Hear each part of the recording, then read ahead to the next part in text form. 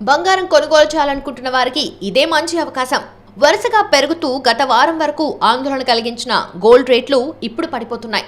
వరుసగా రెండో రోజు బంగారం ధరలు దిగి వచ్చాయి. అంతర్జాతీయ మార్కెట్లో బంగారం ధరలు క్రమంగా దిగి వస్తుండటం దేశీయ మార్కెట్లపై ప్రభావం చూపుతోంది. అలాగే ప్రస్తుతం దేశీయంగా గిరాకీ లేకపోవటము ఒక కారణంగా సూచిస్తున్నారు బులియన్ మార్కెట్ నిపుణులు. అయితే ఈ నెల రెండో అర్ధ భాగం నుంచి పెళ్లిళ్ల సీజన్ మొదలవుతున్న నేపథ్యంలో మళ్లీ బంగారానికి ఫుల్ డిమాండ్ ఉంటుందని, దీంతో ధరలు మరింత పెరగవచ్చని చెబుతున్నారు.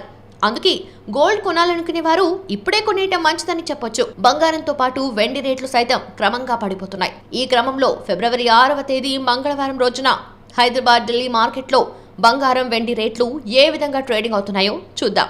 హైదరాబాద్ మార్కెట్లో ఇవాళ 22 క్యారెట్లకు చెందిన ఆభరణాల తయారీ బంగారం 10 గ్రాములకు 150 మేర పడిపోయింది. ప్రస్తుతం తులం రేటు 57,950కు దిగివచ్చింది.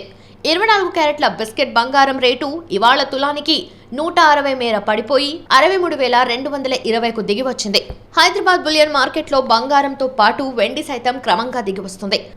ఇవాళ కిలో వెండి 300 రూపాయల మేర తగ్గింది. అంతకుముందు రోజు 1000 వరకు పడిపోయిన సంగతి తెలిసిందే.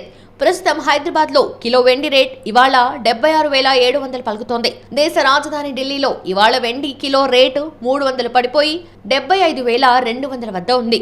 బంగారం విషయానికొస్తే 22 క్యారెట్ల గోల్డ్ 10 గ్రాములకు 150 తగ్గి 58,100 వద్ద ఉంది. అలాగే 24 క్యారెట్ల గోల్డ్ రేట్ తులానికి ఇవాళ 160 మేర పడిపోయి 63,370కు దిగివచ్చింది.